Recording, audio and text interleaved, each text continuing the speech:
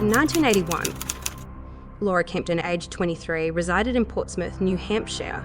She was a beauty school student and worked at the Marco Polo gift store and Karen's ice cream parlour. Laura was known for her outgoing and vivacious personality, making her a well-liked figure in her community. On the early morning of September 28, 1981, Laura was seen for the last time entering her apartment on Chapel Street alone. Later that day, a police officer, while serving a court summons for unpaid parking tickets, discovered a tragic scene. He noticed a missing panel in her apartment's front door. He, through the gap, saw Laura's body on the floor inside.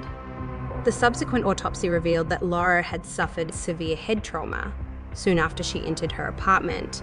She had multiple skull fractures, along with brain lacerations and contusions. Signs of assault were also evident, allowing for the collection of DNA evidence. Investigators scoured the crime scene for additional evidence and interviewed other residents in her building, but unfortunately, no significant leads were uncovered and the case eventually grew cold. In 1986, law enforcement officials interrogated Ronald Spock concerning the murder of Laura Kempton.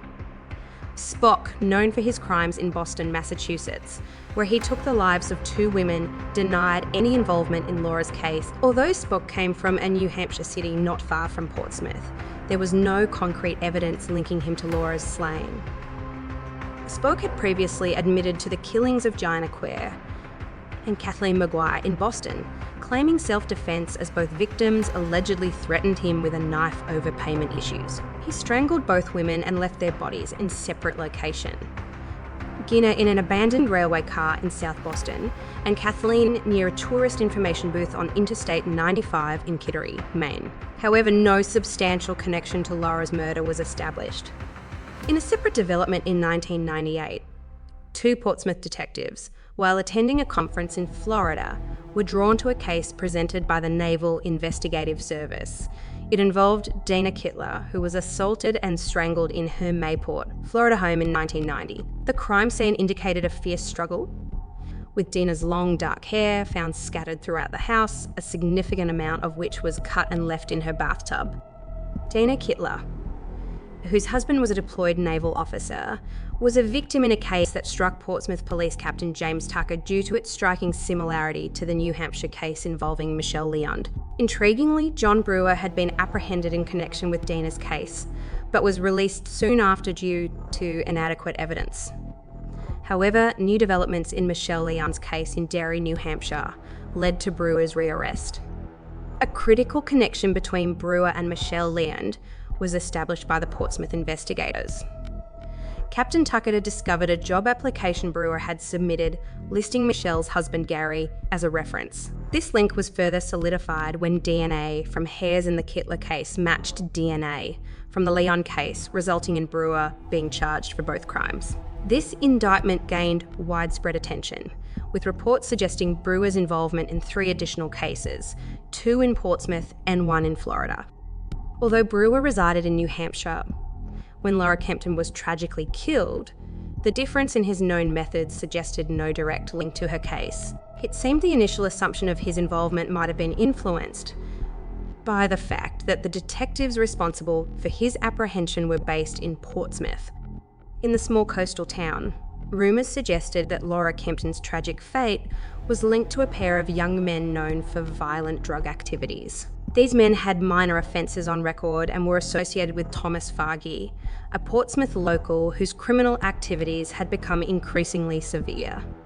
P. Fargy, who had a history of assaulting women, was indicted in March 1982 for the murder of 24-year-old Valerie Blair in Rye, a neighbouring town. Blair was discovered in a barn state park, shot 5 times in the head and face with a .22 caliber pistol. Despite being imprisoned for years, Fargy consistently claimed innocence, attributing Blair's death to a colleague who allegedly stole his firearm. He also suspected this individual was involved in Laura's death. According to Fargy, Laura was a customer involved in a transaction when this associate saw her kissing someone in her apartment, leading to a conflict. Notably, Fargy's girlfriend at the time was also a student at the same beauty school as Laura. Although Fargy's DNA was taken, he wasn't charged with additional crimes, and the man he accused was investigated but cleared by police. A breakthrough in the case came on July 20, 2020, after 42 years. Investigators announced they had solved Laura's case, identifying the perpetrator as Ronnie James Lee, who was 21 at the time of the crime and had lived and worked in Portsmouth.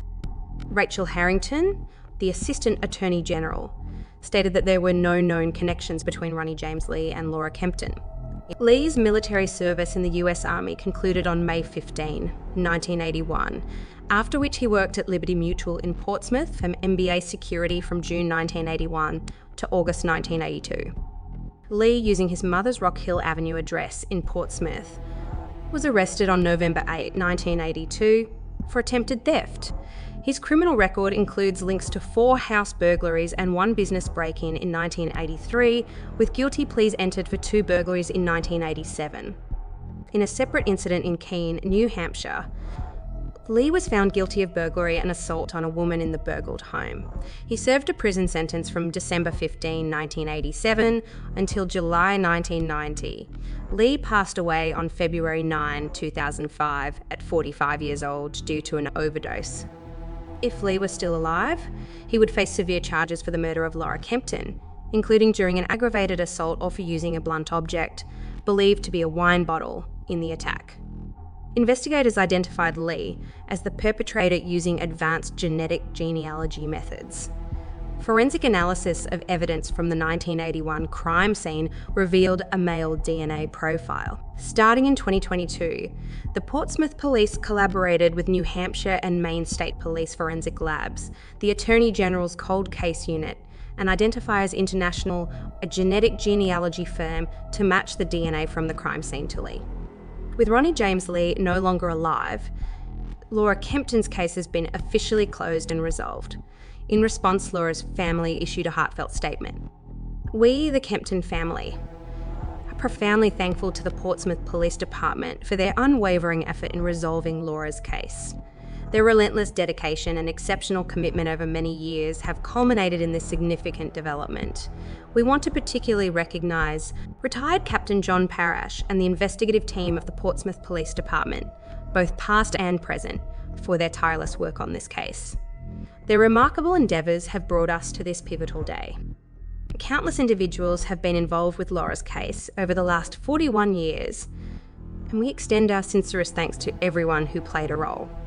At this moment, as we absorb this news, we ask for privacy. Our heartfelt thanks go to everyone involved. There's been speculation at a possible connection between Laura's case and the unsolved case of Tammy Little, another Portsmouth tragedy from 1982. In light of recent developments, Attorney General John Brewer commented on Tammy's case, noting that it is still an active investigation. Brewer stated, "We continue to investigate the Little case. We are hopeful that the breakthrough in Laura's case might also shed new light on Tammy's case." October 19. 1982 concerns grew as no one had heard from 20-year-old Tammy Little for several days. The Portsmouth Beauty School student was known to be sociable, and it was unusual for her to be out of touch for so long. Her friends last saw her when they dropped her off at her home after a weekend night out. Alarmed by her daughter's uncharacteristic silence, Tammy's mother decided to check on her at her Maplewood Avenue apartment. Tragically, she discovered Tammy's lifeless body, showing signs of a brutal beating. The shocking scene at 315 Maplewood Avenue prompted a swift response from the authorities. Investigators gathered evidence from Tammy's apartment and spoke to neighbours in the vicinity. An autopsy conducted the next day confirmed that Tammy had died from severe head injuries, the result of a violent attack. The city was engulfed in sorrow and fear as Tammy's friends and family mourned her tragic loss, and the community was cloaked in anxiety. The parallels between the deaths of Tammy Little and Laura Kempton were unnervingly clear. Both young women who lived alone in ground floor apartments were students at the Portsmouth Beauty School. They shared aspirations of modelling and were regulars at several downtown bars. Their lives were tragically cut short in the early hours of weekend mornings in the autumn, and they lived only a mile apart. The investigation continues, with hopes that DNA evidence will soon determine if Ronnie James Lee was also involved in the tragic fate of Tammy Little.